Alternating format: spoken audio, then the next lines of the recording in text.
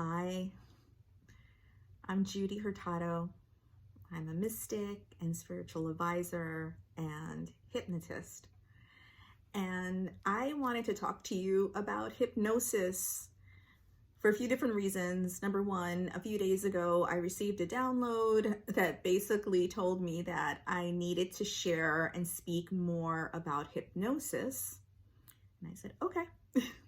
And also this weekend, I'm co-facilitating a in-person hypnosis circle along with sound healing. And I've been receiving quite a few different questions. And so I thought, let me just record something. And I hope that it answers your question. And if it doesn't, please reach out. You could just post a question in the comments, or you can send me an email, which is judy@judiehurtado.com. I love hearing from you. I love receiving questions and I love answering them. Okay, so first of all is what is hypnosis? The way I describe hypnosis is it's like planting a seed in your subconscious mind. And as a spiritual advisor, the way I work with your superconscious, which is your higher self, your soul, spirit, your conscious mind, which is like us talking and you listening, and your subconscious mind. And the subconscious mind is the part of our lives and our bodies and ourselves. It's hidden, right? We may not consciously be aware of it, but the subconscious mind, for example, controls your breathing. It controls your heart rate. It controls your blinking. So you're not constantly thinking, okay, blink, blink, blink. Like, can you imagine? No, I can't. So your subconscious mind governs that, right?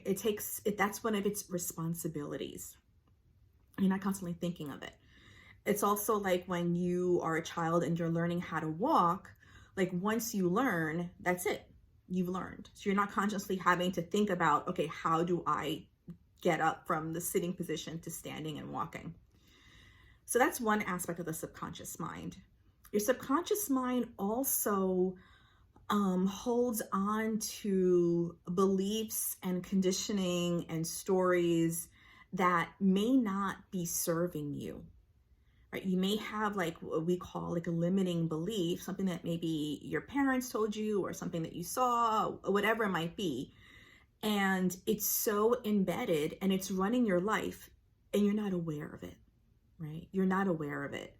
So if there is something that, let's say an intention or something you're trying to manifest and you're doing all the things and it hasn't yet manifested, it could be that you have a limiting belief or a blind spot that's holding you back. The thing about blind spots is that we don't know we have them. That's why they're called blind spots. Okay. So,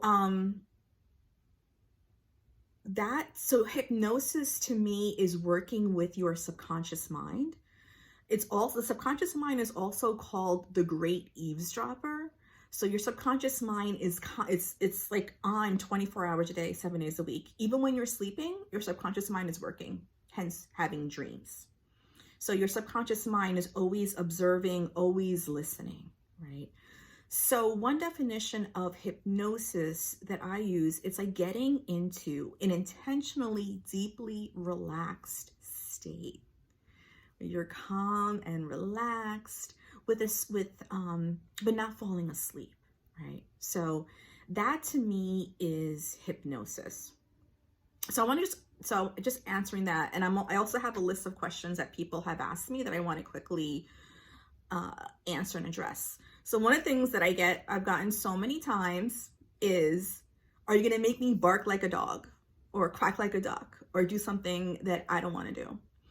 And no, I'm not going to do that. Why would I want to do that? I wouldn't make you do that. But that actually is a form of hypnosis, and it's called stage hypnosis, right? It's usually done in front of a lot of people, and it's for entertainment purposes. So that can happen. It is a thing, but it's not something that I do.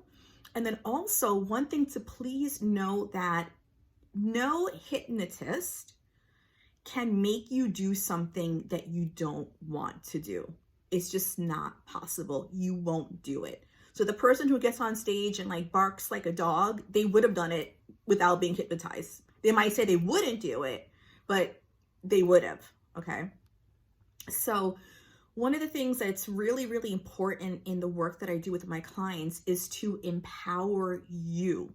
So you are in control when it comes to any hypnosis work with me.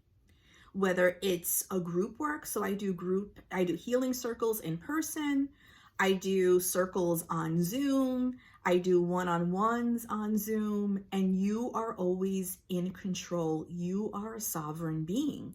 So especially in group sessions, we will have, there's always a theme, right? So the circle that I'm doing on January 13th is called Set Your 2024 Intentions with Hypnosis and Sound Healing. Right? So I'm going to be the facilitator. I am a shamanic practitioner. I'm an energy worker. I'm a Reiki master. So I'm going to use all my spiritual tools to hold the space, to create the space. And yes, I'm a certified hypnotist. So I will lead you and guide you in a deeply calm and relaxed state, calm trance. I will ask you questions, but I won't give you the answer. Your subconscious mind, your conscious mind will fill in the blanks. So I'm not going to tell you anything like barking like a dog, or I'm not going to plant any beliefs that are not aligned with you, because you will choose the beliefs. Like you will, I guess, like, again, fill in the blanks. Of course, if you are working with me in a one-to-one session, then that's different, right? When I do a one-on-one hypnosis session with my clients, I ask you very specific questions. They always come to me with a specific intention. And so based on your answers and your responses that you give me, I will plant those seeds in the subconscious mind. So you are in control, and I'm not going to make you bark like a dog, bark like a duck, quack like a duck, bark like a dog, all those things. Okay. So I've also heard, I can't be hypnotized. I can't even meditate. And this is the thing. If you are listening to me, if you're listening to this, watching this, guess what? I have news. You can be hypnotized. And actually, you are hypnotized all the time. So in hypnosis, I lead you in this theta brain state. And guess what? You automatically get into theta brain state before you wake up in the morning and as you fall asleep. Also, I don't know if you've ever had this experience where you're driving and you're thinking about things, and all of a sudden you get to the place and you're not quite sure how you got there, but you're like, oh shit, I somehow drove here. Yeah, you were in that hypnosis. It's actually called highway hypnosis. It is a real thing. If you have ever read a book and you were so engrossed in it, or watched a movie, and then something scary happens and you scream it's not real. You're watching a movie. It's Netflix. You're at home in your couch, but you're screaming because you had a jump scare. You were under hypnosis, right? Scrolling on Instagram and social media and Facebook, all the things, YouTube, that is a form of hypnosis. So yes, you can be hypnotized. You are hypnotized. We're constantly being hypnotized. The difference when you work with me is that I am intentionally hypnotizing you with something. My hope and my intention is something positive, something that you want to feel or experience or to see in your life. And in terms of meditation, I'm not going to get too into it right now. There are scientists now, I forget, it's not coming to me. Stanford School of Medicine, that's what it is, right?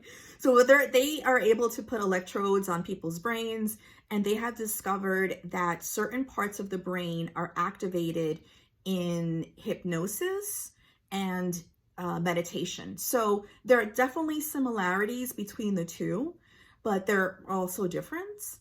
And again, even if you're not able to meditate, you can still be hypnotized, right? Okay, next question. What if I don't wake up or come out of it? I get that a lot too, especially with when I do sessions on Zoom. Guess what?